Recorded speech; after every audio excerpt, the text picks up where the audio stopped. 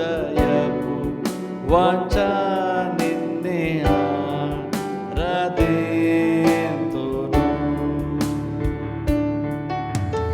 ఊపిని జీవకుల కొరకు ఆశించునట్లు నా దేవా,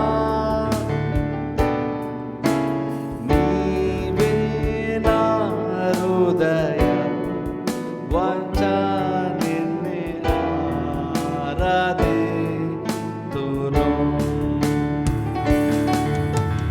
నీవే నా బలం, నా కేడెము, నీకే నా ఆత్మలో పడును.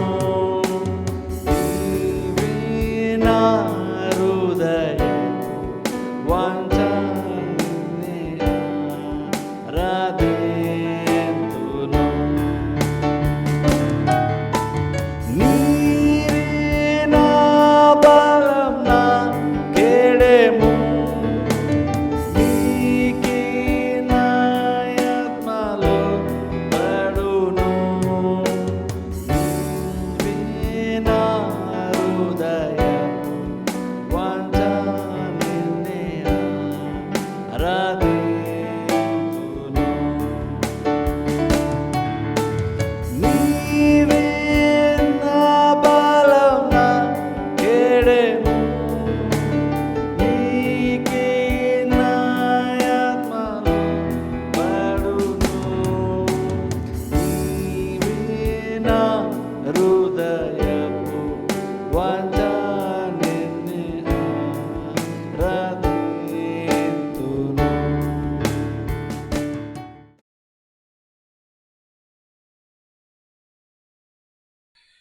కొరింథీయులకు రాసినటువంటి 2వ పత్రిక 13వ అధ్యాయము 5వ వచనం. 2 కొరింథీ 13వ అధ్యాయము 5వ వచనము నేను చదువుతాను, మీరు బైబిల్లో ఫాలో అవ్వండి. మీరు విశ్వాసము గలవారై ఉన్నారో లేదో మిమ్మల్ని మీరే శోధించుకొని చూచుకొనుడి, మిమ్మల్ని మీరే పరీక్షించుకొనుడి. మీరు భ్రష్టులు కానియడల యేసుక్రీస్తు మీలో నున్నాడని మిమ్మల్ని గూర్చి మీరే ఎరుగరా. ఇక్కడ అపోస్తలుడైన పౌలు కొరింథీ సంఘానికి రాస్తూ, ఈ పత్రిక రాస్తూ చెప్తున్న మాట ఏంటంటే, విశ్వాసం గురించి అక్కడ మాట్లాడుతూ, మీరు విశ్వాసము గలవారై ఉన్నారో లేదో మిమ్మల్ని మీరే శోధించుకోండి లేదా పరీక్షించుకోండి అని ఇక్కడ పౌలు మాట్లాడుతున్నాడు.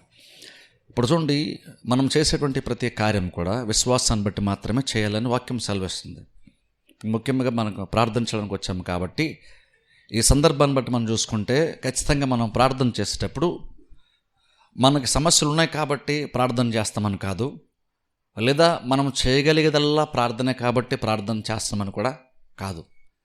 చాలామంది చూడండి, వాడుక భాషలో చెప్తున్న మాట ఏంటంటే, మనం ఏం చేస్తామండి ప్రార్థన తప్ప అని చాలామంది అంటారు. ఇప్పుడు చూడండి, మనం ఇంకేం చేయగలం ప్రార్థన తప్ప అంటే అది అలాగుందంటే, ప్రార్థన అటువంటిది చాలా బలహీనమైనటువంటి అల్పమైన కార్యము. మనం బలహీనమే, ప్రార్థన కూడా బలహీనమైందే. మన వల్ల అంతకు మించి చేత అయ్యేదేముంది అని చాలామంది అనుకుంటున్నారు. ఇప్పుడు ఆ మాట, ఆ స్టేట్మెంట్ పెద్ద ప్రాబ్లంలే తప్పు అని అనట్లేదు, కానీ దాన్ని బట్టి ప్రార్థన పట్ల వాళ్ళ వైఖరి ఏంటో మనకు అర్థమవుతుంది. మనం ఏం చేయగలమంటే ప్రార్థన తప్ప అన్నమంటే అర్థం ఏంటంటే, ప్రార్థన పట్ల మనకి ఒక వాక్యానుసారమైనటువంటి ఒక ఆలోచన మనకి లేదు. ప్రార్థన తప్ప మనం ఏం చేయగలము అని అంటున్నాము, కానీ యాక్చువల్గా బైబిల్లో చూస్తే నీకు ప్రాబ్లమ్స్ ఉన్నప్పుడు అసలు నిజంగా ప్రార్థన మాత్రమే నిజంగా నువ్వు చేయాలని బైబిల్ కోరుతున్నాడు. బైబిల్ దేవుడు చెప్తున్నాడు, ఇరుకులో ఉన్నప్పుడు నువ్వు మొర్రపెట్టు, నేను విశాలతలోనికి నడిపిస్తాను. ఆపత్కాలం ముందు నాకు మొర్రపెట్టి నీకు ఉత్తరం ఇస్తాను. నిజంగా మన ప్రాబ్లం ఉన్నప్పుడు కూడా, లేదా లోటు ఉన్నప్పుడు, సమస్య ఉన్నప్పుడు కూడా నువ్వు చేయగలిగేటువంటి శ్రేష్టమైన కార్యం ఏంటని దేవుడు సైతం చెప్తుంటే నువ్వు ప్రార్థన. ఎబ్బేజు కూడా చాలా ప్రాబ్లమ్స్ ఉన్నాయి చూసారా, ఎబ్బేజు కూడా చాలా ప్రాబ్లమ్స్ ఉన్నాయి, కానీ ఆయన చేయగలిగినలో ఒక శ్రేష్టమైన కార్యం అది చేసాడు. అదంత శ్రేష్టమైనటువంటి కార్యం అంటే అది తన లైఫ్ని మార్చేసింది. ఎబ్బేజు యొక్క లైఫ్ని మార్చేసింది. అంటే ప్రార్థన అంత బలమైంది. ఇప్పుడు మనం అలా ప్రార్థన చేసేటప్పుడు బైబిల్ కూడా చెప్తున్న మాట ఏంటంటే, మీరు అడుగుచున్న వాటినెల్లోనూ పొంది ఉన్నామని నమ్మి అప్పుడు ప్రార్థించని బైబిల్ చెప్తుంది. కాబట్టి విశ్వాసం అంటే చాలా ఇంపార్టెంట్ అన్న విషయం మనందరికీ కూడా బాగా తెలుసు. అయితే అందులో ఉంటున్న ప్రాబ్లం ఏంటంటే, నీతిమంతుడు విశ్వాసం మూలంగా జీవించిన బైబిల్ సెలవిస్తుంది. విశ్వాసం అటువంటిది ఏదో ఒక సందర్భంలో మాత్రమే కలిగి ఉండాల్సినటువంటి కార్యం అని కాదు. అంటే నాకు ప్రాబ్లం వచ్చింది కాబట్టి ఈ ప్రాబ్లం తీరే వరకు నేను విశ్వాసంగా ఉంటాను, ప్రాబ్లం తీరిపోయాక అంత విశ్వాసంగా లేకపోయినా పర్వాలేదని కొన్నిసార్లు మనం అలా అనుకుంటుంటాం. కానీ బైబిల్ చెప్తున్నటువంటి మాట, నీతిమంతుడు విశ్వాసం మూలంగా బ్రతుకుతాడు లేదా జీవిస్తాడు. అంటే విశ్వాసం అటువంటిది ఎలాంటిదంటే, ఇది నీకు ఎప్పుడో ప్రాబ్లం వచ్చినప్పుడు, లేదంటే దేవుని దగ్గర నుంచి నీకు అవసరం ఏర్పడింది కాబట్టి అది తీరే వరకు నువ్వు విశ్వాసం ఉంచు అని కాదు. దేవుడు నిజంగా విశ్వాసాల పట్ల ఆయనకు ఉన్నటువంటి ప్రణాళిక ఉద్దేశం ఏంటంటే, నువ్వెప్పుడు కూడా విశ్వాసంలోనే బ్రతుకు. ఇప్పుడు చూడండి, అట్లీస్ట్ ప్రాబ్లమ్స్ వచ్చినప్పుడైనా విశ్వాసం ఉంచడానికి ప్రయత్నం చేస్తారు చూసారు, అది చాలా మంచిదే, అది మెచ్చుకోవచ్చు. ఎందుకంటే కొంతమంది సమస్యలు ఉన్నప్పుడు కూడా విశ్వాసం ఉంచరు. వాళ్ళు శరీర సంబంధంగా వారి సొంత బలం మీద, లేదా బైబిల్ చెప్తున్నా గుర్రాల మీద, రథాల మీద, మనుషుల మీద ఆధారపడే వాళ్ళు కూడా క్రైస్తవులు కొంతమంది ఉంటారు. కాబట్టి ప్రాబ్లం వచ్చినప్పుడైనా విశ్వాసం ఉంచడం కొంతవరకు మంచిదే. కానీ నీకు ప్రాబ్లమ్స్ వచ్చినప్పుడు కూడా నువ్వు నిజంగా విశ్వాసంలోనే నువ్వు ఆ టైం అట్లీస్ట్ ఆ మూమెంట్లో నువ్వు విశ్వాసంలో నిజంగా ఉండగలగాలి అంటే యాక్చువల్ నిజంగా ఎప్పుడు విశ్వాసంలో ఉండడానికి నువ్వు ప్రయత్నం చేయాలి, ఎప్పుడు ఆ స్థితిలో మెయింటైన్ అవుతూ ఉండాలి. సడన్గా నాకు ప్రాబ్లం వచ్చినప్పుడు నేను విశ్వాసం ఉంచుతానంటే, విశ్వాసం అటువంటిది ఎలాంటిదంటే అది అప్పటికప్పుడు అనుకోగానే గబుక్కుని వచ్చేసేటువంటిది కాదు. వినుట వలన విశ్వాసం కలుగును, వినుట క్రీస్తుని కూర్చున్న మాటల వలన కలుగును. విశ్వాసం అటువంటిది ఒక రకంగా చెప్పాలంటే అది, లేదా వాక్యం అంటే విత్తనం లాంటిది. నీకు అర్జెంట్గా ఇప్పటికిప్పుడు నీకు ధాన్యం అవసరం కాబట్టి అని చెప్పేసి విత్తనాలు విత్తేస్తాను, గబగబా అది పైకి వచ్చేయాలి, అది గొప్పగా మొలకెత్తేయాలి, అది ముదురు గింజలుగా మారిపోవాలి అంటే అప్పటికప్పుడు అది అలా అవ్వదు. అందుకని యేసుక్రీస్తు సైతము వాక్యమును వినడం గురించి మాట్లాడుతున్నప్పుడు, నూరంతలుగా ఫలించడం గురించి మాట్లాడుతున్నప్పుడు కూడా విత్తనముతో పోల్చారు. ఆ సడన్గా ఒక అద్భుతంలాగా ఏదో పోల్చలేదు ఆయన. ఎందుకంటే విశ్వాస జీవితం అటువంటిది అలాగనే పనిచేస్తుంది. అందుకనే ప్రాబ్లం వచ్చినప్పుడు నేను విశ్వాసంగా ఉండడానికి ప్రయత్నం చేస్తాను, అప్పటికప్పుడు విశ్వాసాలు ఎదుగుతాను అనడం కంటే బెస్ట్ మెథడ్ ఏంటి, నిజంగా విశ్వాస యొక్క ఉన్నతమైనటువంటి ఆత్మీయ స్థితి ఏంటి అంటే బైబిల్ ప్రకారంగా నువ్వు ఎప్పుడు విశ్వాసం ఉండడం ప్రయత్నం చేయి, విశ్వాసంలో మెయింటైన్ అవుతూ ఉండు. అప్పుడు ప్రాబ్లం వచ్చినప్పుడు నువ్వు ఈజీగా విశ్వాసం ఉంచగలుగుతావు. ఎందుకంటే నువ్వు ఆల్రెడీ ఆ స్థితిలో నువ్వు ఉన్నావు కాబట్టి ఇంకా కొంచెం చిన్న ఇంకేమన్నా విశ్వాసం ఉంచాల్సి ఉంటే ఇంకొంచెం ఎక్కువ విశ్వాసం ఉంచుతావు, నువ్వు కార్యాలు చేస్తావు, త్వరగా నువ్వు దేవుని నుండి కార్యాన్ని పొందుకుంటావు. అవసరమైతే విశ్వాసం నీకు అప్పుడు వచ్చేస్తుంది. కొంచెం అటు ఇటు ఏమైనా ఉంటే దాన్ని సరి చేసుకున్నప్పుడు ఈజీగా జరిగిపోద్ది. అసలు విశ్వాసమే లేకుండా అప్పటికప్పుడు విశ్వాసం అంటే అది యాక్చువల్గా దేవుడే దాన్ని కూడా యాక్చువల్ అప్రిషియేట్, దేవుడు కూడా దాన్ని మెచ్చుకోడు. అది విశ్వాస జీవితం అలా పనిచేయదు యాక్చువల్గా. కాబట్టి విశ్వాసం అంటే ఏంటంటే ఎప్పుడు మనం మెయింటైన్ అవుతుండాల్సిన కార్యం. అందుకని నీతిమంతుడు విశ్వాసం మూలంగా జీవిస్తాను బైబిల్లో ఉంది. ఇప్పుడు ప్రాబ్లం ఏంటంటే మనకి అక్కడే వస్తుంది. ఎక్కడ ప్రాబ్లం అంటే, ఎప్పుడో ఒకసారి ప్రాబ్లం వచ్చినప్పుడు ఏదో ఒక సందర్భంలో, ఏదో ఒక సీజన్లో, ఏదో కొన్ని దినములు మాత్రం విశ్వాసం ఉంచాలంటే, ఆ సందర్భం వచ్చినప్పుడు అందరం కూడా బహుశా చాలా యాక్టివ్గా అన్ని కార్యాలు విశ్వాసం ఉంచేస్తాం. కానీ బైబిల్ మనకు చెప్తున్న మాట అంటే, నువ్వు ఎప్పుడో సందర్భాన్ని బట్టి ఏదో కొన్ని ముఖ్యమైన సందర్భాలు వస్తాయి అప్పుడు ఉంచితే సరిపోద్ది అని దేవుడు చెప్పట్లేదు. ఎప్పుడు విశ్వాసంలో మెయింటైన్ అవ్వ దేవుడు చెప్తున్నాడు. ఇప్పుడు అందులో ఉన్న ప్రాబ్లం ఏంటంటే ఎప్పుడు మెయింటైన్ అవ్వన్నప్పుడు అర్థం 365 రోజులు విశ్వాసంగా ఉండడానికి ప్రయత్నించని దేవుడు చెప్తున్నాడు.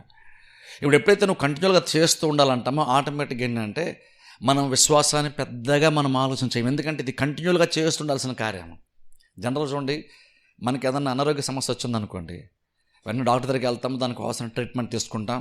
ఇక్కడ నుండి జాగ్రత్తగా ఉండాలి, హెల్త్ విషయంలో అసలు నిర్లక్ష్య పెట్టకూడదు, ఇక్కడ ప్రతిదీ టైం టు టైం చేసేయాలి, ఇలా ఉండాలి, ఇలా ఉండకూడదని కొన్ని వెంటనే అప్పటికప్పుడు అనుకుంటాం. కానీ మరలా కొంతకాలం తర్వాత ఆ బలహీనత పోయి కొంచెం మళ్ళా పూర్వపు స్థితి బలం వస్తుంది అనుకో మనకి, మరలా మనకు తెలియకుండా కొన్నిసార్లు ఆరోగ్యం నిర్లక్ష్య పెడుతూనే ఉంటాం. అది బేసిక్గా మనిషి యొక్క సహజమైనటువంటి స్వభావం. అది బేసిక్గా అదేంటి, ఏదన్నా ఒక ముఖ్యమైన సందర్భం వచ్చిన మాత్రం చాలా పర్ఫెక్ట్గా మెయింటైన్ అవుతాం ప్రతిదీ, భౌతికంగానే ఆత్మీయంగానే సరే.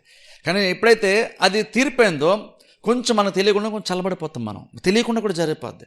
బహుశా ఎవరు కూడా నేను విశ్వాసంలో ఉండాల్సిన అవసరం లేదు అని ఏ ఒక్క విశ్వాసి కూడా ఏ ఒక్క క్షణం కూడా అనుకోని విశ్వాసంలో బలహీనపడ్డు, తెలియకుండా బలహీనపడిపోతాం. కొంచెం చిన్న విషయాలు నిర్లక్ష్య పెట్టేసి అది తెలియకుండా అది అలాగ కొంతకాలం గడిచిపోయిన తర్వాత మనకు తెలియకుండా పెద్ద వాటిని కూడా మనం నిర్లక్ష్య పెట్టేస్తుంటాం. ఇది సహజంగా జరిగిపోద్ది. అలాంటి సందర్భాలు వస్తాయని ఇక్కడ పౌలు మారుతూ అంటున్నాడు, మీరు విశ్వాసం గలవారై ఉన్నారో లేదో శోధించుకోండి లేదా పరీక్షించుకోండి. ఎందుకంటే ఇది కంటిన్యూగా చేస్తుండాలి కాబట్టి, కంటిన్యూగా చేస్తూ ఉండాల్సిన పని కాబట్టి కొన్నిసార్లు ఏమనుకుంటామంటే నేను బాగానే ఉన్నానులే అనుకుంటాం. మనం కొన్నిసార్లు బాగానే ఉన్నానులే నాకే నేను చర్చికి వెళ్తున్నానో లేదా ప్రార్థన చేస్తున్నానో లేదా ఇంకా ఆ కార్యాలు చేస్తున్నాను ఇవి చేస్తున్నాను కాబట్టి నేను బాగానే ఉన్నాను కొన్నిసార్లు మనం అనుకుంటూ ఉంటాం. మనం ఇప్పుడు కొన్ని సత్యం మనం కూడా ఏమనుకుంటాం, భౌతికంగా చూసుకుంటే నేను అన్ని పనులు చేసుకోగలుగుతున్నాను, నాకు శరీరంలో ఎటువంటి నొప్పి లేదు, ఎటువంటి బలహీనత లేదు కాబట్టి నేను బాగానే ఉన్నాను అనుకుంటాం. కానీ కొన్నిసార్లు ఏమవుతుంది, సడన్గా ఎప్పుడన్నా మనం వేరే ఏదో చిన్న దానికోసం వెళ్తాం, దానికోసం డాక్టర్ ఏదో ఎగ్జామిన్ చేస్తాను పరీక్షలు చేస్తాడు, అలా పరీక్షలు చేసినప్పుడు వేరే ఇంకేదో పెద్ద ప్రాబ్లం మనకి కొన్ని సందర్భాలు బయటపడుతుంది. మనం ఏదో చిన్నది అనుకుని వెళ్తాం, కానీ దాని గురించి ఎగ్జామిన్ చేస్తాం, సడన్గా ఇంకేదో ప్రాబ్లం కూడా బయటికి వస్తుంది. కానీ అసలు ఆ ప్రాబ్లం ఉందని అప్పటివరకు మనకు కూడా తెలియలేదు. అది పరీక్ష గుండా వెళ్ళినప్పుడే మనకు తెలియకుండానే లోపల ఏ ప్రాబ్లం ఉందో కూడా మనకు తెలియకుండానే అది బయటికి పరీక్ష ద్వారా అది బయలుపరచబడింది. అలాగే కొన్నిసార్లు ఏంటంటే ఆత్మీయంగా కూడా అంతే వాస్తవం. మనం ఏమనుకుంటామంటే నేను బాగానే ఉన్నాను కదా, మనం చేసే కొన్ని కార్యాలు పరీక్షించుకుంటాం. కొంతమంది చేయనటువంటి వాళ్ళతో మనం పోల్చుకొని ఏమనుకుంటామంటే వాళ్ళకి కాదు నేను అలా చేస్తున్నాను కానీ నేను బాగానే ఉన్నానులే అనుకుంటాం. అంటే విశ్వాసంలో బాగానే ఉన్నాను అనుకుంటాం మనం.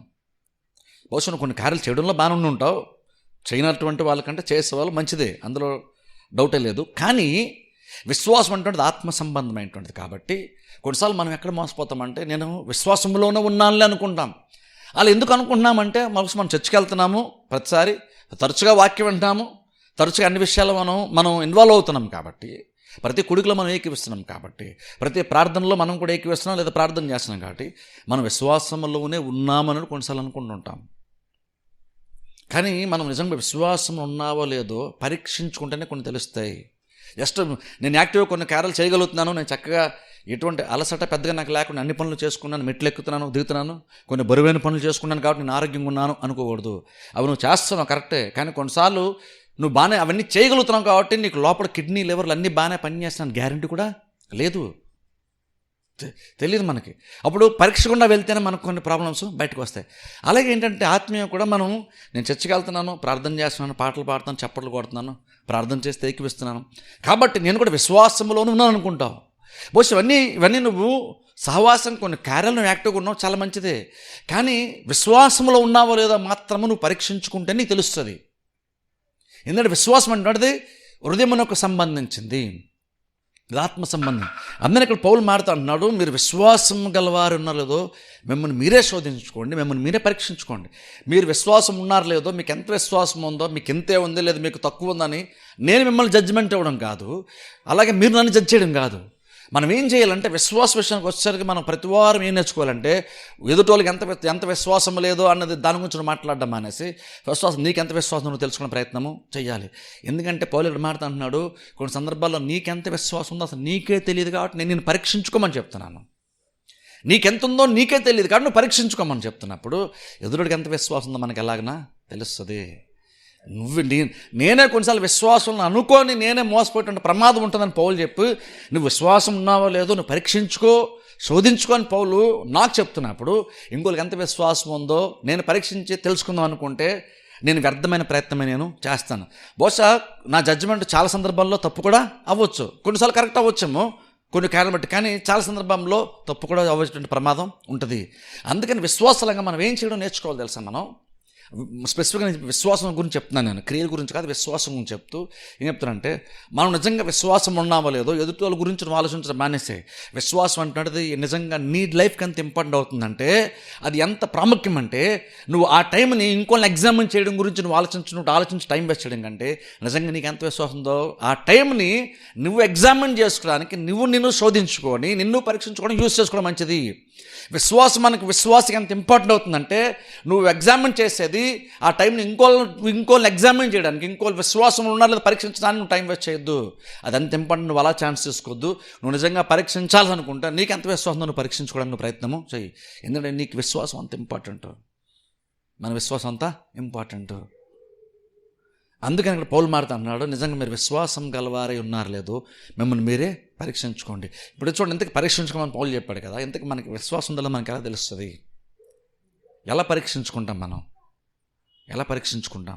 ఇప్పుడు చూడండి, మనం బైబిల్కి వెళ్ళి చూసినప్పుడు యాకోబు పత్రిక రాసినప్పుడు యాక్చువల్గా యాకోబు ఏం చెప్తాడంటే, ఈవెన్ యాక్చువల్గా రోమపత్రిక 10వ అధ్యాయంలో ఒకసారి మనం చూస్తే అక్కడ పౌలు మాట అన్నాడు, చూద్దాం ఒకసారి, జస్ట్ చదువుకుని అలా ముందుకెళ్దాం. రోమపత్రిక 10వ అధ్యాయంలో పౌలు ఒక మాట మాట్లాడుతున్నాడు, రక్షణ గురించి మాట్లాడుతూ రక్షణ ఎలా వస్తుందో చెప్తున్నాడు. అలా మాట్లాడుతూ రోమపత్రిక 10వ అధ్యాయము, రోమపత్రిక 10వ అధ్యాయము రోమపత్రిక 10వ అధ్యాయము 9-10 వచనాలు, లేదా 10 వచనం నేను చదువుతాను చూడండి, లేదా 9-10 వచనాలు చదువుతాను. రోమపత్రిక 10వ అధ్యాయము 9-10 వచనాలు. రక్షణ గురించి మాట్లాడుతూ పౌలు ఏమంటాడంటే, అదేమనగా యేసు ప్రభువని నీ నోటితో ఒప్పుకొని దేవుడు మృతుల్లో నుండి ఆయనను లేపనని నీ హృదయం మందు విశ్వసించినడలా నీవు రక్షింపబడదువు. ఇక్కడ చూడండి, 2 విషయాలు చెప్తున్నాడు. రక్షణ పొందాలంటే ఏం చేయాలంటే, నోటితో ఒప్పుకో ఒక కార్యాన్ని, హృదయంలో ఒకటి విశ్వాసము ఉంచు, అప్పుడు రక్షింపబడతావు.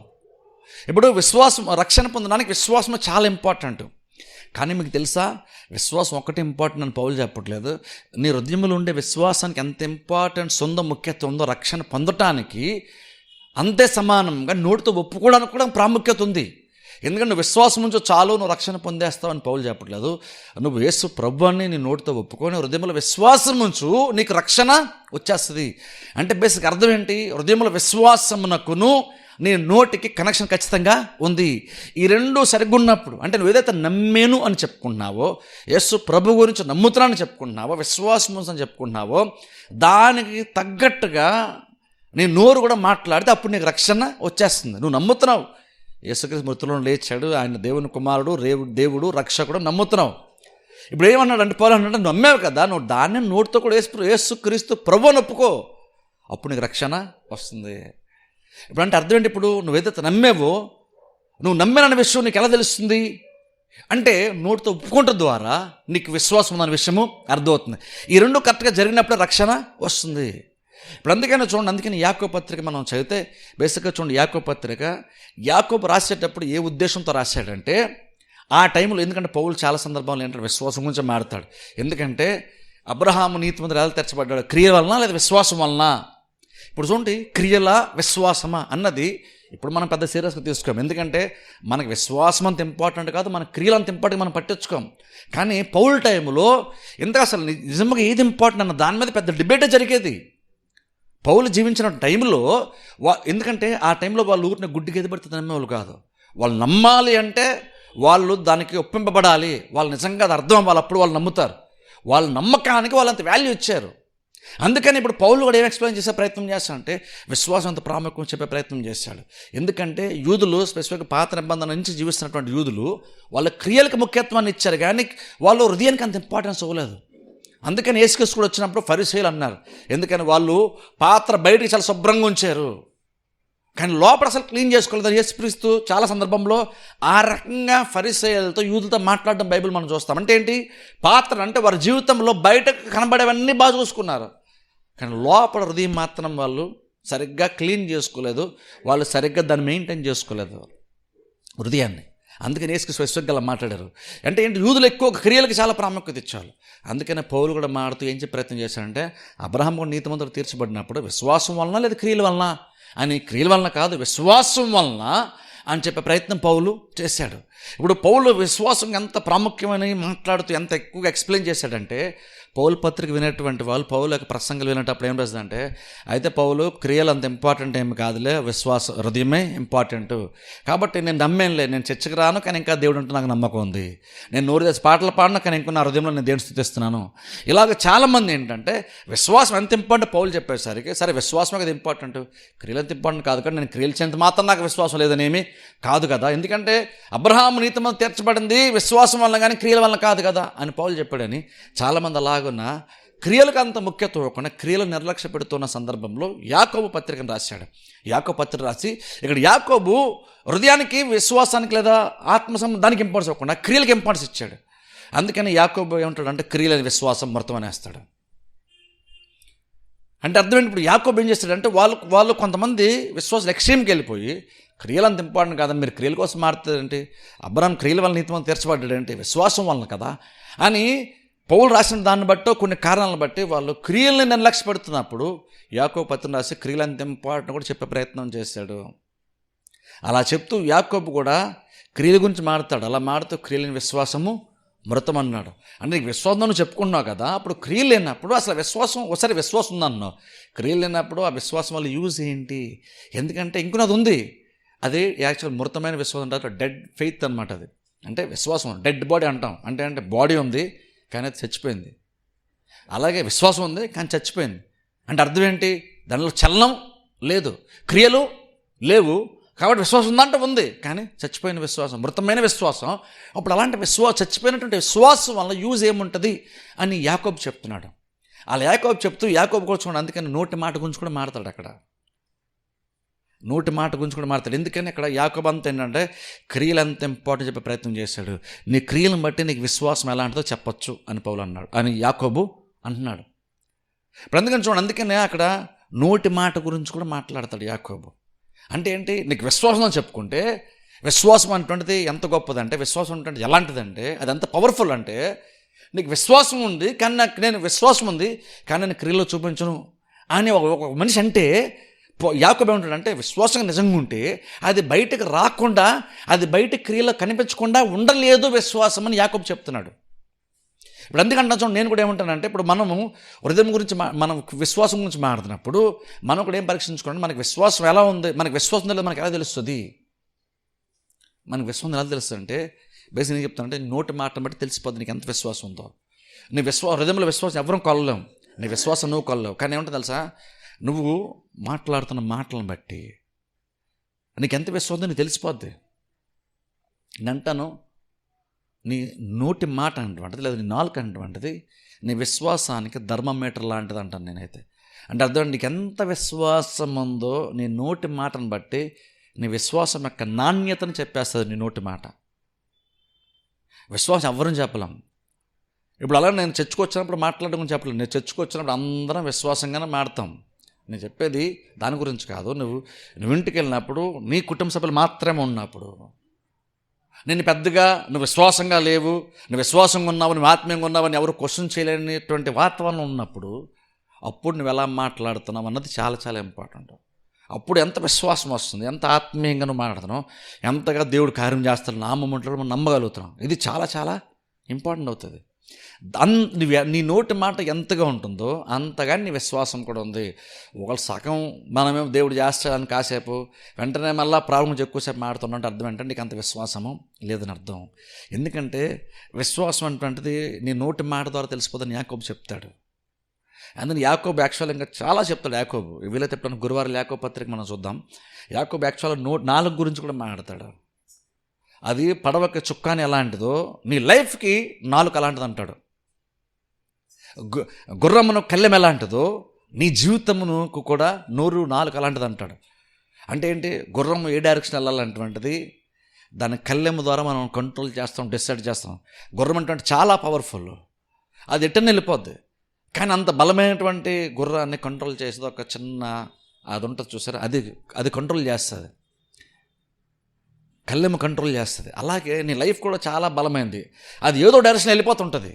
కానీ లైఫ్ని డైరెక్ట్ నువ్వు అనుకున్నటువంటి డైరెక్షన్లో నడిపించాలనుకుంటే నీ నాలుకను కంట్రోల్ చేసుకో, నువ్వు అనుకున్న డైరెక్షన్లో నీ లైఫ్ వెళ్తుంది. నీ లైఫ్ బాగుండాలనుకుంటే నీ నాలుకను కంట్రోల్ చేసుకుని నీ లైఫ్ బాగుంటుంది. అది బేసిక్గా యాకోబు చెప్పేది. అది నువ్వు నాలుకను కంట్రోల్ చేసుకుని లైఫ్ డైరెక్షన్ కరెక్ట్గా వెళ్తుంది. ప్రతి మనిషి కూడా తన లైఫ్లో ఏదో డైరెక్షన్లో వెళ్తున్నాడు. కానీ కొన్నిసార్లు మనం అనుకోనటువంటి డైరెక్షన్లో, అనుకోనటువంటి మార్గాల్లో, అనుకోనటువంటి వైపున్నకు మన లైఫ్ వెళ్ళిపోతుంటుంది. కొన్నిసార్లు గాలి కట్టేట్టు కొట్టుకుని వెళ్ళిపోతుంటుంది, పడవ కూడా అంత అట్టేట్టు వెళ్ళిపోతుంటుంది. అందుకనే చుక్కాని ఉంది. చుక్కాని ఎందుకు ఉంది? పడవెట్టాలంటే వాతావరణం డిసైడ్ చేయదు. చుక్కాని ఉన్నప్పుడు పడవెట్టాలంటే చుక్కాని డిసైడ్ చేస్తుంది, కానీ గాలి అవి వాటర్ అది డిసైడ్ చేయదు. అలాగే నువ్వు నాలుక ఉంది, నాలుక దేవుడు ఎందుకు ఇచ్చాడో కూడా తెలుసుకోవాలి. కేవలం నువ్వు భోంచడానికి దేవుడు నాలుక ఇచ్చాడని కాదు. జంతువులకు నాలుక ఉంది కేవలం భోంచడానికే, నాలుక వాటికి యూజ్ అవుతుంది. కానీ దేవుడు మనకు నాలుక ఇచ్చింది కేవలం 2-3 పూట్ల భోంచడానికి మాత్రం నాలుక కాదు, లేదా జస్ట్ టేస్ట్ చేయడానికి కాదు. యాకోబు చెప్తున్న మాట ఏంటంటే, నాలుక ఏం చేస్తుందంటే నీ లైఫ్ డైరెక్షన్నే మార్చేస్తుంది. అందుకని అంటే నాలుక ఎలా మార్చేస్తుందండి? ఊటి జస్ట్ మంచిగా మాడితే నాలుక మార్చేస్తుందంటే, నాలుక మార్చేస్తుందని కాదు. నీ హృదయంలో విశ్వాసం అని చెప్పుకున్నప్పుడు నీ హృదయం నిజంగా అంత బలమైన విశ్వాసం ఉంటే జస్ట్ నువ్వు ఒక్కటి సరి చేసుకో. ఏంటంటే నీ నోటి మాట ఎలా ఉందో సరి చేసుకో, దాన్ని బట్టి నీ లైఫ్ ఎట్ వెళ్తుందో నీకు తెలిసిపోద్ది. ఇప్పుడు నేనేమంటాను తెలుసా అంటే, అర్థం ఏంటి, నాలుక కరెక్ట్గా ఉంటే ఎలాగంటే జీవితాలు మారిపోతాయంటే, నీకు ఒక ప్రాబ్లం వద్దనుకున్నప్పుడు నువ్వు ప్రాబ్లమ్స్ ఎక్కువ నువ్వు మాట్లాడకూడదు. ఎందుకో తెలుసు, ఇక్కడ పౌలు రోమపత్రిక 10 మాడితే ఏమంటాడు, రక్షణ రావాలంటే ఏం చేయాలి? ఎవడన్నా పరలోకానికి ఎక్కి దేవుడిని తీసుకొని రావాలా, లేదా పాతాల్లోకి వెళ్ళి తీసుకొని రావాలా అంటే అదంతా అవసరం లేదు. సింపుల్గా ఎక్కడుంది రక్షణ? ఎంత దూరంలో ఉందంటే నీ నాలుక ఎంత దూరం ఉంది నీకు అంత దూరం రక్షణ ఉంది. అది మేము ప్రకటించే విశ్వాస వాక్యమే. రక్షణ రావాలంటే ఏం చేయాలి? ఏదేదో జరగాల్సిన అవసరం లేదు. నీకు అందుబాటులో ఉన్న రక్షణ రావాలంటే ఎంత అందుబాటులో? హృదయంలో విశ్వాసంతో నోటి తప్పుకు రక్షణ వచ్చేస్తుంది. రక్షణ కావాలంటే నోటి తప్పుకు రక్షణ వచ్చేస్తుంది. అంటే రక్షణ నీకు ఎంత దూరంలో ఉంది అంటే నువ్వు ఒప్పుకునేంత దగ్గరగా రక్షణ నీకు ఉంది. ఇప్పుడు అంటాను చూడండి, అంటే నీకు అంత దగ్గరగా ఉందనుకున్నప్పుడు, ఇప్పుడు అంటాను నీకు ప్రాబ్లమ్స్ వద్దనుకున్నప్పుడు నువ్వు ప్రాబ్లమ్స్ ఎక్కువ మాడకూడదు కదా. అప్పుడు నీకు ప్రాబ్లమ్స్ దూరం పెట్టాలనుకున్నప్పుడు ఫస్ట్ ఆఫ్ ఆల్ ఏం చేయాలంటే ప్రాబ్లమ్ నువ్వు మాట్లాడి తగ్గించాలి. నువ్వు ఎంత మాటలు తగ్గిస్తావో నీ ప్రాబ్లం నీకు అంత దూరంగా ఉంటుంది. నువ్వు తరచుగా నువ్వు దాని గురించే మాట్లాడుతుంటే నువ్వు ప్రాబ్లం ఉన్న కొంత దగ్గర చేసుకుంటున్నావు. నువ్వు ఉన్న కొంత ప్రాబ్లం దగ్గర చేసుకున్నప్పుడు ప్రాబ్లం దగ్గరికి వచ్చినప్పుడు మనం ఆశ్చర్యపోకూడదు. నేను అంత ట్రై చేస్తున్న ప్రాబ్లం ఎందుకంటే దూరంగా పోవట్లేదు, ఎప్పటి నుంచో ఈ ప్రాబ్లం ఎలా ఉండిపోతుందండి అనకూడదు. ఎందుకంటే నువ్వు ప్రాబ్లం ఏం చేస్తావు, నువ్వు నాలుగుతో మాట్లాడుతున్న ప్రాబ్లం ఏముందో దగ్గర తెచ్చుకున్నావు. నువ్వు ఓ వ్యక్తి రక్షణ పొందడానికి నాలుగుతో ఒప్పుకొని దగ్గర తెచ్చుకున్నట్లుగా మనం ప్రాబ్లమ్స్ కోసం డిస్కషన్ చేస్తున్నాం. అప్పుడు ఏం జరుగుతుంది తెలుసా, నువ్వు ప్రాబ్లం దగ్గర తెచ్చుకుంటున్నావు యాక్చువల్గా. అందుకంటే ప్రాబ్లం, అందుకే చూడండి ఈ నాలుగు చాలా ఇంపార్టెంట్ మనకి. నాలుగును మనం కాచుకునేది కేవలం బూతులు మాడకుండా ఉండడానికి అనే కాదు. దేవుడు అంతకన్నా క్రిస్టియన్ అంతకన్నా ఉన్నతంగా మాట్లాడమని చెప్తున్నాడు దేవుడు. ఏంటంటే నీ నాలుగు లైఫ్ డైరెక్షన్ మార్చేస్తుంది. అందుకని యాక్చువల్గా యాకోబు నాలుగు గురించి మాట్లాడే చూద్దాం. చూడండి యాకోబు రాసినటువంటి పత్రికలోకి వెళ్దాం, ఒక్క మాట చూద్దాం మనం. అది చూసుకుని అబ్రాహాం ఎగ్జాంపుల్ చూపించడం ముగిస్తాను. యాకోబు రాసిన పత్రిక ఎందుకంటే చాలా ఇంపార్టెంట్, అందుకని కొంచెం ఎక్కువ ఎక్స్ప్లెయిన్ చేస్తున్నాను. యాకోబు రాసిన పత్రిక 3వ అధ్యాయము, యాకోబు రాసిన పత్రిక 3వ అధ్యాయము 6వ వచనం చదువుతాను. యాకోబు రాసిన పత్రిక 3వ అధ్యాయము 6వ వచనం నేను చదువుతాను, మీరు అందరూ బైబిల్లో ఫాలో అవ్వండి. నాలుక అగ్నియే, నాలుక మన అవయముల్లో ఉంచబడిన పాప ప్రపంచమై సర్వ శరీరమునకు మాలిన్యము కలుగజేయచ్చు, ప్రకృతి చక్రమునకు చిచ్చు పెట్టును, అది నరకము చేత చిచ్చు పెట్టబడును. చూసారా నాలుగు గురించి ఏం అర్థం చూసారా? నాలుగు అంటుండదంట, నాలుగు అగ్ని అంటున్నాడు. సరే అంటే నువ్వు నాలుగు కనుక నువ్వు సరిగ్గా యూజ్ చేసుకోకపోతే నాలుగు కూడా అగ్ని అంటున్నాడు. నాలుగు అగ్నిగా మారిందంటే నాలుగు అగ్నిలో వచ్చింది, నరకము చేత చిచ్చు పెట్టబడింది. అంటే నీ నాలుక మీద మంట వచ్చిందంటే ఇంతకీ నాలుగు మంట ఎలా వచ్చింది, అగ్ని ఎలా సపోర్ట్ అయిందంటే ఇది ఎక్కడ వేరే దగ్గర నుండి చిచ్చు పెట్టుకున్నాం మనం. స్టవ్ వెలిగించాలంటే ఏం చేయాలి? అగ్గి రాజేయాలంటాను చూస్తారు నార్మల్గా. స్టవ్కి మంట వస్తుంది కానీ దానికి మంట రావాలంటే ఎక్కడో దగ్గర నుండి దాని నిప్పు మనం తెచ్చి అంటించాలి. అగ్గి రాజేస్తే అప్పుడు అది అంటుకుంటుంది. అలాగే కొన్నిసార్లు మన నాలుగు కూడా అగ్ని అంటున్నాడు. ఇంతకీ దీనికి అగ్ని ఎక్కడి నుంచి చిచ్చు పెట్టుకున్నాం? నరకము నుండి అంటున్నాడు ఇక్కడ యాకోబు. చూసారా నరకము నుండి అంటే కొన్నిసార్లు మనం విశ్వాసం వ్యతిరేకంగా మనం మాట్లాడుతున్నామంటే అర్థం ఏంటి తెలుసా? నీకు తెలియదు కానీ నరకము దగ్గర నుండి నువ్వు అగ్ని తెచ్చుకొని నీ నాలుగు పెట్టుకున్నావు, అది నీ జీవితాన్ని కాల్చేస్తుందని యాకోబు చెప్తున్నాడు. ఎంత ఇమ్మడి ఒకసారి ఆలోచించండి. నేను ఏం చెప్పే ప్రయత్నం చేస్తాను, విశ్వాసం ఉన్నావో లేవో, నువ్వు ఎంత విశ్వాసం నీకు ఎలా తెలుస్తుంది? నేను నాలుగుని ఎగ్జామిన్ చేసుకో, అది ఎంత దూరం లేదు, నేను ఎగ్జామిన్ చేసుకో తెలిసిపోద్ది. ఎందుకంటే మనకి ప్రాబ్లమ్స్ వద్దనుకున్నప్పుడు నీకు ఏదైతే వద్దో నువ్వు దాని గురించి ఫస్ట్ ఆఫ్ ఆల్ నువ్వు మాట్లాడడం మానేయాలి. ఏదైతే నీకు కావాలో దాని గురించి మాట్లాడు. రక్షణ కావాలంటే ఒప్పుకో, రక్షణ వస్తుంది అంటున్నాడు. అంటే రక్షణ నువ్వు ఒప్పుకునేంత వరకు నీకు దూరంగా ఉంది అనిపిస్తుంది, కానీ నువ్వు ఒప్పుకునేంత దగ్గరలో ఉంది. అది నువ్వు ఒప్పుకో, రక్షణ వచ్చేస్తుంది. అప్పుడు రక్షణ లేదు అనుకుంటాం. తక్కువ ఒక మనిషి విశ్వాసం ఉంచి నోటితో ఒప్పుకోగానే రక్షణ వచ్చేసింది. అంటే ఇప్పుడు ఎంత దూరంలో ఉంది? నువ్వు నోటితో ఒప్పుకునేంత దగ్గరలో రక్షణ ఉంది. అప్పుడు నువ్వు ప్రాబ్లం కోసం మాట్లాడుతున్నప్పుడు ఆ ప్రాబ్లం కూడా నీ దగ్గరలో ఎక్కడో ఉంది. నువ్వు మాట్లాడగానే ఆ ప్రాబ్లం నీ దగ్గర నంటి పెట్టుకునే ఉంటుంది. పైగా మనం అనుకుంటామంటే నేను విశ్వాసం ఉంచాను, ప్రాబ్లం ఏంటంటే అసలు దూరంగా పోవట్లేదు అంటే. ప్రాబ్లం దూరంగా పోవాలి అంటే ఏం చేయాలంటే ఫస్ట్ ఆఫ్ ఆల్ నువ్వు దాని గురించి నువ్వు నీ నోటి మాటతో దూరంగా పెట్టు నువ్వు దాన్ని. అంటే నువ్వు ఫస్ట్ ఆఫ్ ఆల్ నువ్వు దాని గురించి మాట్లాడడం మానేసేయి. లేమున్నప్పుడు లేము గురించి మాట్లాడడం మానేసి దేవుని నాకు ఆశీర్వాదం కోసం మాట్లాడాలి. మనకి కొదువులు ఉన్నప్పుడు కొదువు కోసం మాట్లాడడం మానేసి యెహోవా మనకి కాపరుకుంటే మనం ఎలా అవసరాలు తీరతాయో దాని గురించి మనం మాట్లాడాలి. ఒకసారి చూడండి, యేసుక్రీస్తు ఎప్పుడైనా సరే అసలు నెగిటివ్గా మాట్లాడడం బైబిల్ మనం చూస్తామా? ఎప్పుడైనా సరే మనుషులు సనుక్కోలేదా? ఆయనకి వ్యతిరేకమైన పరిస్థితులు లేవంటే ఉన్నాయి, కానీ ఎక్కడ కూడా ఈ మనుషుల వల్ల అనలేదు, లేదా దీనివల్ల, ఈ సముద్రం వల్ల, ఈ గాలి వల్ల, ఈ చిన్న పడవ వల్ల, లేదా ఈ మనుషుల వల్ల, ఈ యూదుల వల్ల ఎక్కడైనా అలా అనలేదు. యేసుక్రీస్తు ఎందుకంత సక్సెస్ఫుల్గా బ్రతికారు? కారణం ఏంటంటే ఆయన ఎక్కడా కూడా మాట విషయానికి వస్తే మనం తెలిసిపోతుంది. అలాగే జస్ట్ నాలుగుతో సరిగ్గా మాట్లాడడం గురించి మాత్రమే కాదు, ఆయన హృదయం యొక్క స్థితి తెలియజేస్తుంది ఆయన మాట. యాకోబు అంటున్నాడు, నీ పుస్తకానికి ఎలా తెలుస్తుంది? నోటి మాట నువ్వు ఎగ్జామిన్ చేసుకుని తెలిసిపోద్ది. అంటే మనకి ఒక ప్రాబ్లం వద్దనుకున్నప్పుడు నువ్వు డిస్కస్ చేయడం మానేసి దాని గురించి, అంటే దాని గురించి ఫస్ట్ ఆఫ్ ఆల్ అసలు మాట్లాడడం మాని అంటాను. మనకు లోటు ఉన్నప్పుడు లోటు గురించి మాట్లాడకూడదు. మనకి ఇంతే ఉంది, మనకు అసలు లేదు. ఇలా నువ్వు మాట్లాడుతున్న ప్రతిసారి అది ఇంకా నీ దగ్గరే ఉంటుంది, ఇంకా నీకు దగ్గరికి వచ్చేస్తుంది, అది నీ లైఫ్లోకే వచ్చేస్తుంది. నేను మాట్లాడే కొందికి ఎలాగైతే ఒప్పుకుంటే రక్షణ నీ లైఫ్లోకి వచ్చేస్తుందో, నువ్వు ప్రాబ్లం మాట్లాడుతా ప్రతిసారి ఆ ప్రాబ్లం నీ జీవితంలోకి వచ్చేస్తుంది. నువ్వు దూరం పెడదాం అనుకున్న దాని గురించి నువ్వు మాట్లాడడం మానేయాలి. ఎలా దూరం పెడతావు? మాట్లాడడం మానే, అది దూరంగా ఉంటుంది. నీకేం కావాలి దాని మీద మాట్లాడే దగ్గరకు వస్తుంది. రక్షణ ఎలాగైతే ఒప్పుకుంటే వచ్చేస్తుందో అలాగే నువ్వు దేవుని మాట్లాడితే అది నీకు వచ్చేస్తుంది. అప్పుడు నీకు ఏదో అనుకున్నావో, నువ్వు దూరం పెడదాం అనుకున్నావు, దాని గురించి ఫస్ట్ ఆఫ్ ఆల్ ఏం చేయాలి? నీ నోటికి దూరంగా పెట్టేదాన్ని నువ్వు దాని గురించి ఎక్కువ ఆలోచించడం మానే, దాని గురించి మాట్లాడడం మానే. ఆ రకంగా మాట్లాడడం మానేస్తే ఫస్ట్ ఆఫ్ ఆల్ ఆ ప్రాబ్లం నీకు దూరంగా వెళ్ళిపోద్ది. అందుకే కదా దేవుడు కూడా చూడండి, అబ్రహాం దగ్గరికి వచ్చినాడు. అబ్రహాంకి దేవుడు అన్ని ఆశీర్వదించడం అంతా బాగుంది, ఆస్తి అంతా బాగుంది. కానీ కుమారుడు లేకపోయేసరికి ఏమంటున్నాడు? ఇంకో నమ్మాడు, అప్పటికి దేవుడి మీద నమ్మకం ఉంది, మంచి విశ్వాసం ఉంది. కానీ టైం వచ్చినాడు ఏమన్నా తెలుసా? అన్నీ బాగున్నాయి కానీ ప్రభు నాకు కుమారుడు లేడు కదా, నువ్వు ఇస్తాను వాగ్దానం చేస్తే కానీ కుమారుడు లేడు, యూజ్ ఏంటి? ఆస్తి అంతా నా పనుడికి వెళ్ళిపోద్ది కదా, యూజ్ ఏంటి అని మాట్లాడడం స్టార్ట్ చేశాడు. ఒక టైంలో దేవుడు అప్పుడు అబ్రహాంకి విశ్వాసాన్ని నేర్పాడు. అబ్రహాము దేవుని దగ్గర, అబ్రహాముకి దేవుడు విశ్వాసం అన్నటువంటి ఎలా విశ్వాసం నుంచి ఎలా కార్యాలు పొందుకోవాలో విశ్వాసాన్ని దేవుడు అబ్రహాముకి నేర్పాడు. ఇప్పుడు అబ్రహామును చూసి మనం విశ్వాసులకు, మనకు ఆయన తండ్రి కాబట్టి మనం కూడా ఇప్పుడు అబ్రహాము చేసి విశ్వాసం నేర్చుకుంటాం. అబ్రహాంకి అప్పటికి బైబిల్ లేదు, అబ్రహాంకి అప్పుడు బోధ లేదు, చర్చ లేదు, బోధకుడు లేడు, ఏవిది లేదు. ఆ మూమెంట్లో దేవుడు నమ్మినటువంటి ఏకైక వ్యక్తి అబ్రహాం ఆ మూమెంట్కి. అందుకని దేవుడు ప్రతిదీ పర్సనల్గా తీసుకుని అబ్రహాంకి ప్రతిదీ నేర్పించాడు.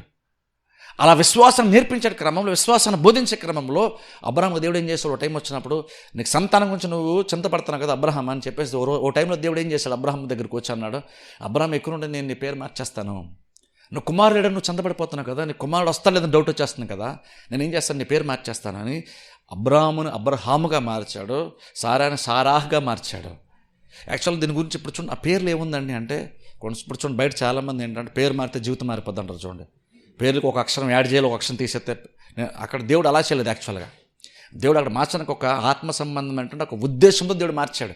యాక్చువల్గా చాలామంది ఏం చెప్తారంటే ఆ పేరు గురించి, అంటే ఆ హెబ్రూ భాష గురించి మాట్లాడేటువంటి వాళ్ళు లోతుగా స్టడీ చేసేవాళ్ళు ఏం చెప్తారంటే దేవుడు అలా పేరు మార్చడానికి గల ఒక ఉద్దేశం ఏంటంటేనంట, చూడండి దేవుణ్ణి యెహోవా అంటాం, ఇంగ్లీష్లో యాహ్వే అంటారు. యాహ్వేలో హెచ్ యాక్చువల్గా వస్తుంది యాహ్వేలో. ఇప్పుడు యాక్చువల్గా దేవుడు కూడా ఏం చేశాడంట, అబ్రాహాముని అబ్రహాముగా మార్చి హాని యాడ్ చేశాడు. అబ్రహాం పేరు మొత్తం మార్చకుండా జస్ట్ ఒక్కటి హా యాడ్ చేశాడు. అలాగే ఇద్దరు పేర్లలో కూడా హా ఒకటి వస్తుంది, సారా. ఇంగ్లీష్ అయితే యాక్చువల్గా అబ్రహాములో హెచ్ ఉంటుంది, సారాలో కూడా ఇంతమంది సారా అంటే మామూలు ఎస్ఆర్ఏ, కానీ హెచ్ యాడ్ చేశాడు. ఆ హెచ్ ఎక్కడిది అంటే హా అన్నది దేవునిలోంచి వచ్చింది. యాహ్వేలో యాహ్ ఉంటుంది. అలా దేవుడు ఒక రకంగా ఏం చేస్తాడంటే పేరు మార్చి తనలో ఉన్నటువంటి ఒక స్వభావాన్ని పేరు ద్వారా అబ్రహాముకి సారాకి దేవుడు ఇచ్చాడు. అంటే తన స్వభావాన్ని ఒక పేరులోని తీసి అబ్రహాముకిను సారాకి అందజేశాడు, ఒకటి యాడ్ చేశాడు. ఇప్పుడు ఏమైంది? ఇప్పుడు అబ్రహాం కాస్త అబ్రహాం అయ్యాడు, అలాగే సారా కాస్త సారాహ్ అయ్యింది. ఇప్పుడు ఏమైంది?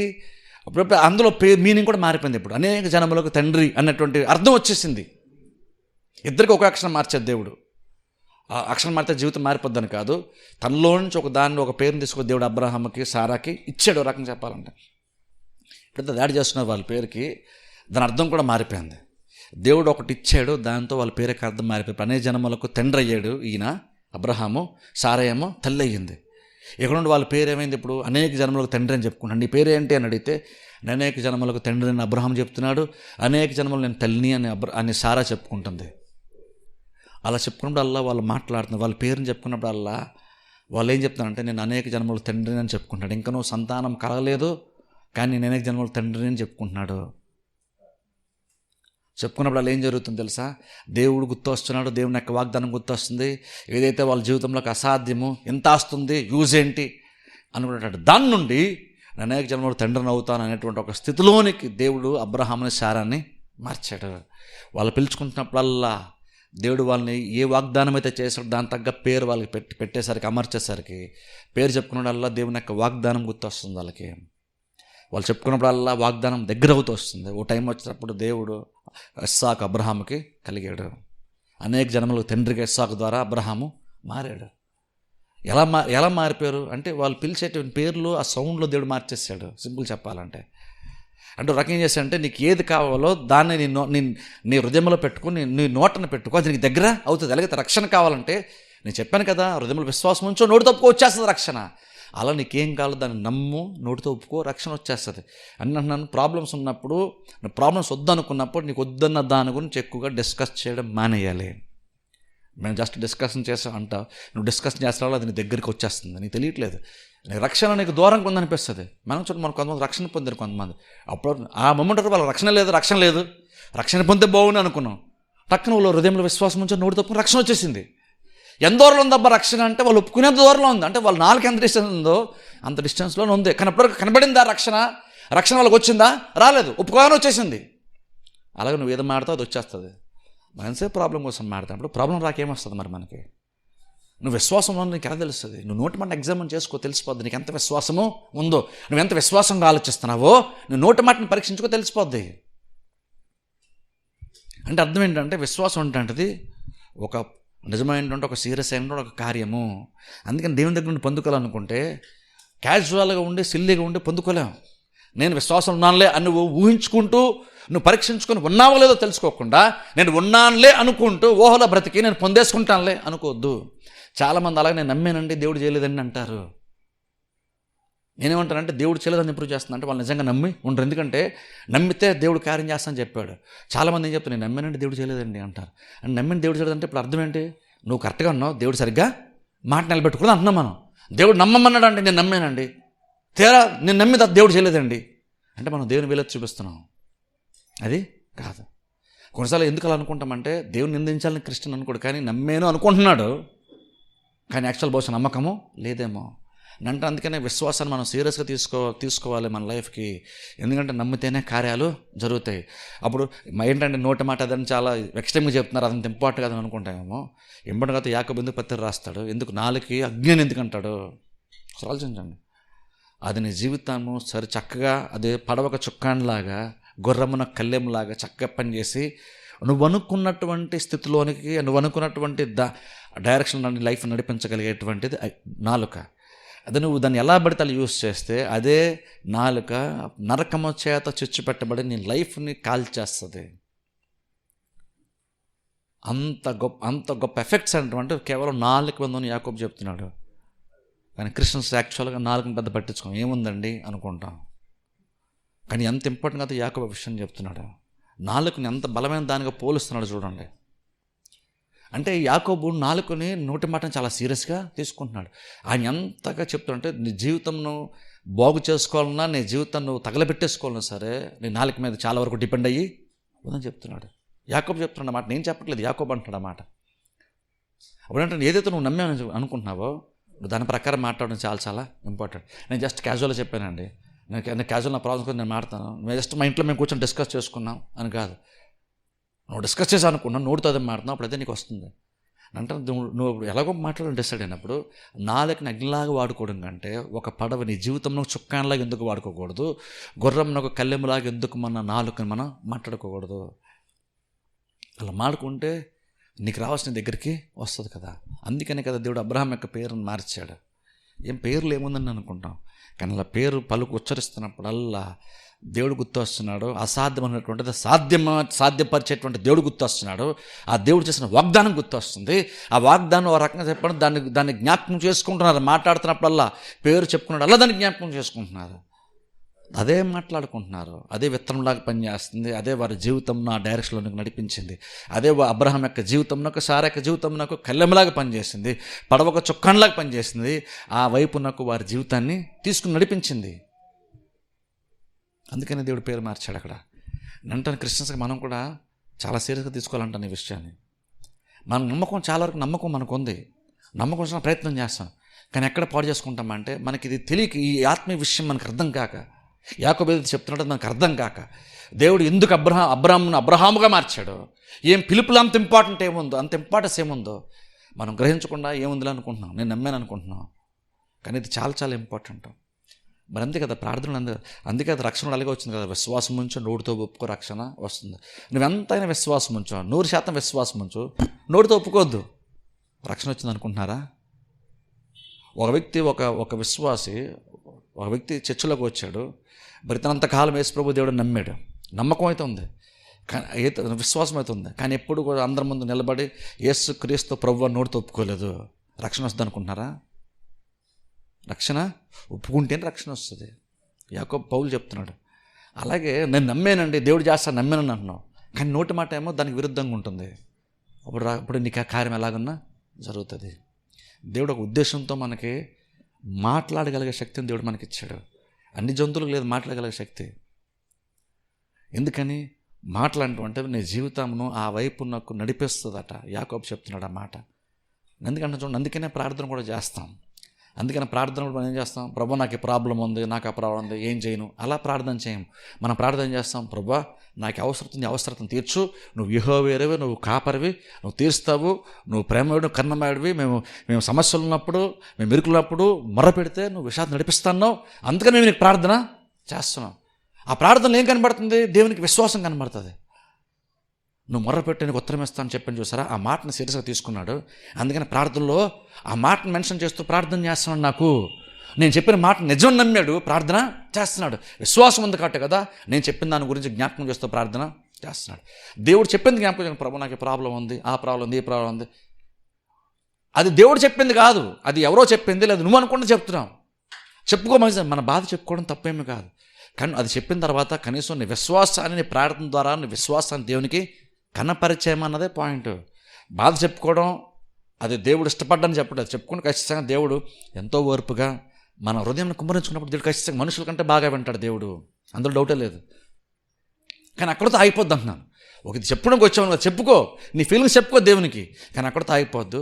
తర్వాత నీ విశ్వాసాన్ని కూడా ప్రార్థన ద్వారా కనపరచాలి. అంటే నువ్వు నోటి మాట ద్వారా, నువ్వు చెప్పుకోవడం ద్వారా, నువ్వు మాట్లాడడం ద్వారా, పలకడం ద్వారా విశ్వాసాన్ని కనపరచుకుంటే దేవుడు కార్యాన్ని చేస్తాడు. అందుకని చూడండి, అందుకని మనం ఈ విషయాన్ని జాగ్రత్త చూసుకోవాలి. మన విశ్వాసం గలవారం ఉన్నామో లేదో పరీక్షించుకోవడం చాలా చాలా ఇంపార్టెంట్ అంటున్నాను. ఎందుకంటే విశ్వాసం లేకపోతే నీకేమీ లేనట్టే. విశ్వాసం ఉంటే ఏదైనా సరే సాధ్యమే అని బైబిల్ చెప్తుంది. ఇప్పుడు ఆ విశ్వాసం ఉన్నామో లేదో, ఉంటానులేండి అని అనుకోవద్దు, లేదా విశ్వాసం లేననుకుంటాండి అని కూడా అనుకోవద్దు. ఆ ఛాన్సెస్ తీసుకోవద్దు, ఊహించుకోవద్దు, పరీక్షించుకో. చర్చలు ఉన్నప్పుడు కాదు, ఇంటికి వెళ్ళిన తర్వాత నువ్వు తరచుగా 10 మందితో మాట్లాడుతున్నప్పుడు నీ మాటలు వాక్యానుసారంగా వస్తున్నావు. నువ్వు వాక్యాన్ని మాట్లాడని చెప్పట్లేదు, నువ్వు జనరల్గా నువ్వు మాట్లాడుతున్నప్పుడు నీ పిల్లలతోనో, నీ ఇంట్లో వాళ్ళతో మాట్లాడుతున్నప్పుడు, నీ భార్యతోనో భర్తను మాట్లాడుతున్నప్పుడు ఎలాంటి మాటలు మన నోటంటే వస్తున్నాయి? నిజంగా ఆ మాటలు దేవుడు మెచ్చుకుంటాడా? నువ్వు బ్రహ్మాండమైన డైలాగ్ కొట్టేవని దేవుడు అంటాడా? నా వాక్యానుసారంగా మాట్లాడని దేవుడు అంటాడా? అది మనం తెలుసుకోవాలి. నీ మాటని బహుశా ఇంట్లో ఎవరు వ్యతిరేకించకపోవచ్చు, కానీ అంటాను దేవుడు దాన్ని అంగీకరిస్తాడా? ఆ మాటలో నాకు విశ్వాసం కనబడుతున్నా దేవుడు అనగలడా? అది ఇంపార్టెంట్. ఇంట్లో ఆర్థిక ఇబ్బందులు ఉండొచ్చు, సమస్యలు ఉండొచ్చు, కానీ ఇంట్లో మనం ఉన్న కుటుంబ సభ్యులు ఉన్నప్పుడు పర్లేదు మనకి ప్రాబ్లం కానీ ఖచ్చితంగా దేవుని వైపు చూద్దాం, దేవుడు కార్యం చేస్తాడులే అని కనుక కుటుంబ సభ్యులు మాట్లాడుకున్నారు అనుకోండి, అది విశ్వాస సంబంధమైంది. ఈ ప్రాబ్లం ఉంది, ఇది సాల్వ్ అవ్వట్లేదు, కానీ ఇంకా మనం దేవుని నమ్ముదాం, ఇంకా విశ్వాసాన్ని బలపడదాం, ఖచ్చితంగా కార్యం జరిగే వరకు దేవుని వైపు మనం చూద్దాం అనుకున్నాం అనుకోండి, అది విశ్వాస సంబంధమైనటువంటిది. అప్పుడు నిజంగా నువ్వు జస్ట్ అది క్యాజువల్ డిస్కషన్ ఇంట్లో, కానీ అందులో దేవునికి విశ్వాసము కనబడుతుంది. అది నువ్వు క్యాజువల్ అనుకున్నా, కానీ అందులో విశ్వాసం కనబడుతుంది దేవునికి. నెగిటివ్ అయినంతే, జస్ట్ ఊరిని మాడుకున్నామండి, ఉన్న విషయం చెప్పుకున్నామండి అనుకుంటున్నావు, కానీ బహుశా అవిశ్వాస సంబంధంగా అయితే ప్రాబ్లం ఎక్కువ అవుతుంది. అందుకని చూడండి, ఇవి చాలా చాలా ఇంపార్టెంట్. అందుకనే విశ్వాస జీవితాన్ని మనం సీరియస్గా తీసుకోవాలి. కార్యం జరగాలని ఎదురు చూస్తున్నాం అనుకుంటే ఎక్కడా కూడా సాతానికి కూడా చిన్న అవకాశం ఇవ్వకుండా ప్రతిదాన్ని జాగ్రత్తగా మనం చూసుకోవడం చాలా చాలా ఇంపార్టెంట్. నీకు నిజంగా కార్యం జరగాలనుకుంటే, దేవుడి ద్వారా ఖచ్చితంగా పొందుకోవాలనుకుంటే, ఆ చిన్న చిన్న విషయాల ద్వారా నీ విశ్వాసాన్ని పాడు చేసుకోవడం అనేసి దేవుడి నుండి కార్యము మిస్ అవ్వకుండా జాగ్రత్త పడి అన్ని విషయాల్లో మనం జాగ్రత్త పడినట్లయితే ఖచ్చితంగా కార్యం దేవుడు మనకి చేస్తాడు. కష్టపడి చర్చకొస్తాం, ఎంతసేపు కూర్చుంటాం, వాక్యం ఉంటాం, కానీ ఎక్కడో మనకు తెలియకుండా ఏదోదో చేస్తున్నాం, తెలియకుండా ఏదో నెగిటివ్గా మాట్లాడుతున్నాం, విశ్వాసం ఇతర మాట్లాడుతున్నాం, ప్రాబ్లంగా ఎక్కువ మాట్లాడుతున్నాం, కానీ ప్రాబ్లం పోవాలంటాం. ఎలా పోద్ది? నీకు ఒకటి వద్దు అనుకున్నప్పుడు నువ్వు దానికోసం మాట్లాడడమే మానేయాలి. నాకు లేమి ఇష్టం ఉండదు అనుకున్నప్పుడు నేను లేమి కోసం మాట్లాడకూడదు. నేను లేమి కోసం, ఎందుకంటే నాకు వద్దన్నది నా మాటతో నా దగ్గర లాక్కూడదు. నేను నాకు వద్దు, నేను వదిలించుకోవాలనుకున్నా దాన్ని చాలామంది వదిలించుకుందాం అనుకునే ప్రయత్నం చేస్తున్నారు, వదిలించుకుందామని ప్రార్థన చేస్తున్నాం, కానీ మళ్ళీ నోటితో దాన్నే మనం లాక్కుంటున్నాం. అప్పుడు దేవుడు మాత్రం ఏమి చేస్తాడు? ఎంత దూరం పెడదాం అనుకుంటే ఫస్ట్ ఆఫ్ ఆల్ ఆ మాట నీ నాలుగు అంత దూరం పెట్టు, అది నీ జీవితానికి అంత దూరంగా ఉంటుంది. వద్దనుకున్నప్పుడు నేను ఫస్ట్ నీ నాలుగు అంత దూరంగా పెట్టు. ఏంటంటే బలహీనత, చచ్చిపోతే బాగా అనిపిస్తుందండి, జీవితాంతం ఇదేంటండి, అనారోగ్య సమస్య ఏంటి, నువ్వు మాట్లాడినప్పుడు ఏం చేస్తున్నావు? యాక్చువల్ లిటరల్గా దాని దగ్గర తెచ్చుకుంటున్నావు. బైబిల్ చెప్తున్న మాట ఏంటి? అలా ఉన్నప్పుడు ఆయన పొందిన దెబ్బల చేత నాకు స్వస్థత. అది ఎందుకు మాట్లాడడం? బైబిల్ ఉన్న మాట ఎందుకు మాట్లాడడం? ఏంటంటే రోగంతో, ఏంటో బలహీనతలు. అలానే బదులు బైబిల్ ఉన్న మాట, ఆయన పొందిన దెబ్బల చేత మనకి స్వస్థత. నేను ఎప్పుడు బలహీన ఉన్నప్పుడే నేను బలవంతునని పోలం చేశారా? అంత మంచి మాటలు ఉన్నప్పుడు అది జ్ఞాపకం చేస్తున్నప్పుడు నీకు కృప ఇంకా విస్తారంగా వస్తుంది. నువ్వు అలాగా పౌలు ఎలాగైతే బలహీనంగా ఉన్నప్పుడు దేవుడు కృపను ఇచ్చాడు, నువ్వు ఎప్పుడైతే నువ్వు అలాంటి వచనాలు జ్ఞాపకం చేసుకుంటే అలా మాట్లాడడం స్టార్ట్ చేస్తావు. నోరు తెరిచి ఒకళ్ళు మాట్లాడితే అలా మాట్లాడనుకోండి, నువ్వు కృప గురించి మాట్లాడేటప్పుడు దేవుని కృప ఇంకా నీకు దగ్గర వస్తుంది, ఇంకా విస్తరిస్తుంది కృప, ఇంకా ఎక్కువ బలం నీకు వస్తుంది.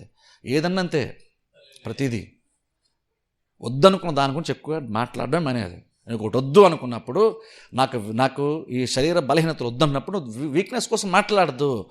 రోగం వద్దన్నప్పుడు రోగం కోసం మాట్లాడద్దు. నాకు లేమి వద్దన్నప్పుడు లేమి కోసం మాట్లాడద్దు. ఫస్ట్ ఆఫ్ ఆల్ నీ నోటితో దాన్ని దూరం పెట్టి, ఫస్ట్ ఆఫ్ ఆల్ నీ నోటి దూరంగా పెట్టి, అప్పుడు నీ జీవితం దూరంగా పోదు. ఎందుకంటే అదే అగ్ని అన్నాడు. నువ్వు నెగిటివ్ మాట్లాడితే ప్రతిసారి నువ్వు ఏం చేస్తావు? నువ్వు నరకం నుంచి తెచ్చుకొని చిచ్చు పెట్టుకుంటున్నావు. నరకం నుంచి, పరలోకం నుంచి కాదు అది. నరకం తెచ్చుకొని పెట్టుకున్నావు, నీ జీవితాన్ని కాల్ చేస్తుంది. కాల్ చేస్తుంటేనేమో అందరేమో అలా ఉంటున్నావు, దేవుడు ఎందుకో చేయటం అనుకుంటున్నావు, ఎందుకంటే జీవితం అంటున్నావు. దీని దూరం పెట్టే ముందు నరకంలో ఎప్పుడు అగ్ని రెడీగా ఉంది. వాడు ఎప్పుడు కూడా ఎవరికి అంత దమ్మని చూస్తున్నాడు. నాలుగు అంత ఇంపార్టెంట్ కాకపోతే అది నరకముతో సాతాను నీకు ఎందుకు అందిస్తాడు, నిప్పెందుకు రాజేస్తాడు? ఒకసారి ఆలోచించండి. నీ లైఫ్ నిజంగా మా నోటి మాట అనేటువంటిది పాడు చేయదు అనుకుంటే సాతాను ఎందుకు నరకం చేత అది నిప్పు వస్తుందని చెప్తున్నాడు, చిచ్చు పెట్టబడుతుంది ఎందుకు చెప్తున్నాడు యాకోబు? నరకము చేత. నాలుగు అగ్నియే. ఇది అగ్నిలాగా పనిచేస్తున్న అగ్ని ఎక్కడి నుంచి వచ్చిందండి అంటే నరకం నుంచి వచ్చింది. అది సాతానుడు ప్రేరేపించాడని అర్థం. యాకోబు చెప్తున్నాడు. సరే, మనకు తెలియకుండా సాతాను మన నాలుగు ఎంత వాడేసుకుంటున్నాడు. పైకి ప్రాబ్లం ఎక్కువైపోతుంది. మనకి ఆశ్చర్యపోతున్నా, ప్రాబ్లం ఇంత తగ్గట్లేదు అంటే ప్రార్థన చేస్తాను అనుకుంటున్నాం. పక్కన ప్రభు తీసే ప్రభు అంటున్నాం. ఇంటికి వెళ్ళిన తర్వాత మళ్ళీ దానికోసం ఎక్కువ డిస్కషన్ చేస్తాం. నువ్వు వద్దనుకొని ఒక రకంగా ఎలాగొందంటే, ప్రభు భారం అంతా నీ మీద మోపుతున్నాను చెప్పి ప్రార్థన చేస్తావు, మంచిగా ప్రార్థన చేసి దేవుని మీద నీ భారం మోపేస్తావు. తేరా మళ్ళీ అంతా ఇంటికి వెళ్ళడం, మళ్ళీ నీ మూట నువ్వే మోసుకుని ఇంటికి వెళ్తున్నావు. భారం తేరట్లేదు ఏంటని అంటున్నావు. నువ్వే దించినావు, నువ్వే మోసుకెళ్ళిపోతున్నావు. దాన్ని దేవుడేమి చేస్తాడు? వద్దన్నాడు, దించేసి వదిలేయాలి. మళ్ళీ దాన్ని మోసుకొని వెళ్ళకూడదు. ప్రభు నువ్వు సహాయం చేయనప్పుడు నువ్వు భారం దించేస్తున్నావు. కానీ ఇంటికి వెళ్ళాక మళ్ళీ దాన్ని డిస్కస్ చేస్తున్నప్పుడు నువ్వు మళ్ళీ భారం నీ మీదే వేసుకుంటున్నావు. ప్రార్థన చేసిన భారమే తీరట్లేదని అంటున్నావు. నేను దేవుడు అనుకుంటాడు, నేను చేయను, నువ్వు దించే బాగానే ఉంది, నా మీద మోపావు, మళ్ళీ నువ్వేం మీద వేసేసుకున్నావు, దాన్ని నేనేమి చేస్తాను? నేను నీ భారం నేను దించను, నా మీద మోపని నేను చెప్పాను. మోపాల్సిన బాధ్యత నీది. నువ్వు మోపితే నేను మోస్తాను, నువ్వు మోపుతున్నా మంచిదే, మళ్ళీ నువ్వే దాన్ని తీసుకెళ్ళిపోతాను, నేనేమి చేస్తాను అంటాడు దేవుడు. అంత ఇంపార్టెంట్ ఇది. ఎందుకంటే చూడండి, విశ్వాసం సీరియస్గా తీసుకోవడం మనకు చాలా చాలా ఇంపార్టెంట్. ఆ విశ్వాసం ఉందో లేదో ఎగ్జామిన్ చేసుకొని, విశ్వాసం లేకపోతే విశ్వాసం ఉంచడం ఇంపార్టెంట్. వాక్యం వినడం, ఇంకెక్కువ వాక్యాన్ని ఎంత ఎక్కువ వాక్యం అంత ఎక్కువ విశ్వాసంలో బలపడతాం. వన్స్ నువ్వు వాక్యాన్ని విత్తుకున్నావు, హృదయంలో విశ్వాసం అనుకున్నప్పుడు నాలుగుని చాలా జాగ్రత్తగా చూసుకో. ఎందుకంటే ఏం నమ్మే ఉన్న దాన్ని బట్టి వెళ్తావు, నువ్వేం ఒప్పుకున్న దాన్ని బట్టి వెళ్తుంది. రక్షణ ఎగ్జాక్ట్ అలాగే వచ్చింది. నమ్మేవు కరెక్టే, ఒప్పుకున్నావా, ఒప్పుకుంటే రక్షణ. అలాగే నమ్మేవు, దేవుడు తీరుస్తాడని మాట ఎలా ఉంది? వద్దనుకున్న ప్రతి దాని గురించి ఫస్ట్ ఆఫ్ ఆల్ మాట్లాడటం మానేయాలి. మానేస్తే నువ్వు సగం నీకు దాన్ని వీళ్ళంతవరకు నువ్వు దూరంగా పెడుతున్నట్టే. ఇది సిల్లీ అనిపించవచ్చు, సింపుల్ అనిపించచ్చు, కానీ చాలా చాలా ఇంపార్టెంట్. వద్దనుకున్నప్పుడు దాని గురించి డిస్కషన్ చేయడం మానేయండి. నీకు ప్రాబ్లం వద్దనుకున్నప్పుడు దానికోసం మాట్లాడడం మానేసి, మాట్లాడటప్పుడు దాన్ని నీ దగ్గర ఎలా అంటి పెట్టుకుంటున్నావు, పెట్టుకుని ప్రాబ్లం తీరట్లేదు అని అనుకుంటున్నావు. ఎలాగో మాట్లాడాలన్నప్పుడు నోటితో అలాగో మనం ఆడకుండా ఉండలేము మనుషులు. అప్పుడు దేవుని యొక్క వాక్య సంబంధంగా ఎందుకు మాట్లాడకూడదు, అనుకూలంగా ఎందుకు మాట్లాడకూడదు? అట్లీస్ట్ నువ్వు ఆ మాట్లాడ అట్లీస్ట్ అంటే ఏం మాట తెలియపోతే అట్లీస్ట్ మంచి పాటలు మనకు ఉన్నాయి. క్రిస్టియానిటీలో మనకు మంచి వాక్యంతో ఉన్నటువంటి పాటలు చాలా ఉన్నాయి. నీకు మాట్లాడాలనుకుంటే అట్లీస్ట్ ఆ పాటలు జ్ఞాపకం చేసుకుంటున్నా సరే చాలు. చాలా మంచి మాటలే, అందులో వాక్యం ఉంది. అదే పాజిటివ్గా ఉంటుంది. అదే మన విశ్వాసంలో బలపరుస్తుంది. అది నేను డైరెక్షన్లో మంచి డైరెక్షన్లో అనిపిస్తుంది. అలాగే ఎలాగైనా కొంచెం ఆత్మీయ జ్ఞానం కలిగి కార్యాలు చేసుకుంటే ఖచ్చితంగా మన విశ్వాసంలో బలపడతాం, నాలుగుతో సరిగ్గా మాడతాం. మన విశ్వాసం బట్టి మన లైఫ్ అనేటువంటిది మంచి డైరెక్షన్లో దేవుడు మనల్ని నడిపిస్తాడు. దేవుడు అలా మార్చడానికి ఇష్టపడుతున్నాడు. మనమే దాన్ని సరిగ్గా యూజ్ చేసుకుంటే, దేవుడు ఇచ్చినటువంటి వాటి సరిగ్గా యూజ్ చేసుకుంటే అది మన జీవితాన్ని కడుతుంది, మంచి స్థితిలో అది మన జీవితాన్ని పెడుతుంది. ప్రార్థన చేసి అందరూ తల్ల మంచి కళ్ళు మూసుకోండి. గగనం భూమి గతించిన నీ వాక్యం